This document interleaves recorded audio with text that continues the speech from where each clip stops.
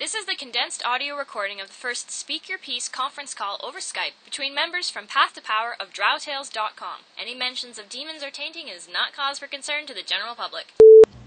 Factions. Well, I think it adds a dynamic that has been there but has been invisible up until now. There are groups of members in PTP who vote certain ways. We couldn't see them, now we can.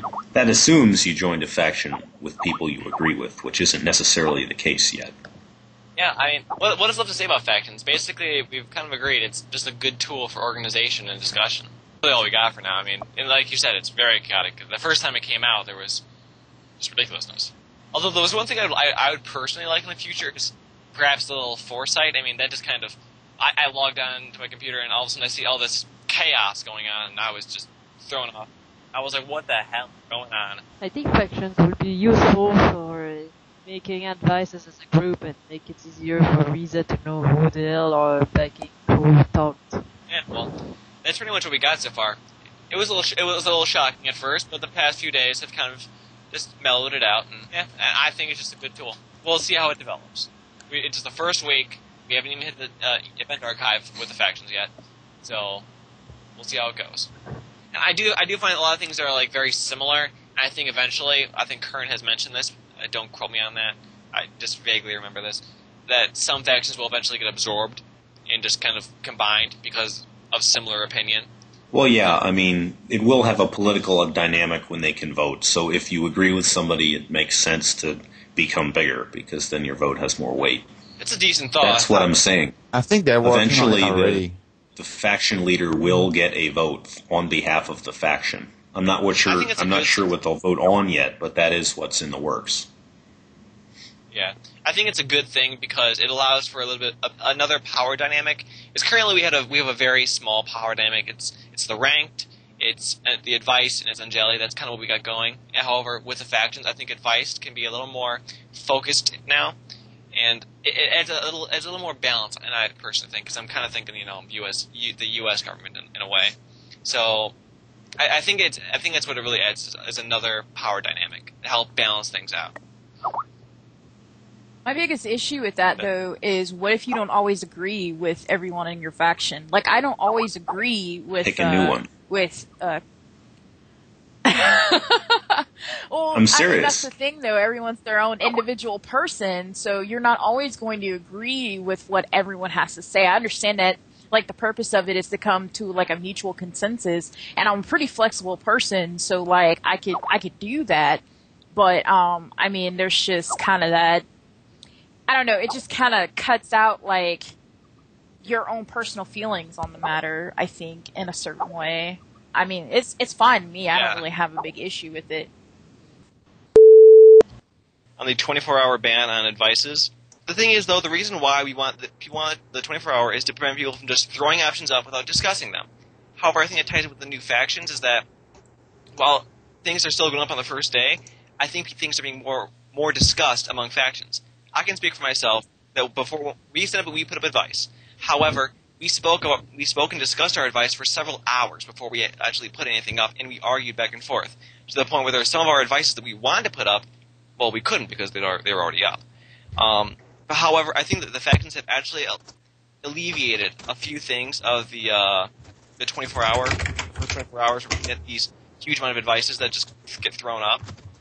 The biggest thing is that how many people think that 24 hours is actually guaranteeing discussion, you know? It's not a guarantee, it's a step.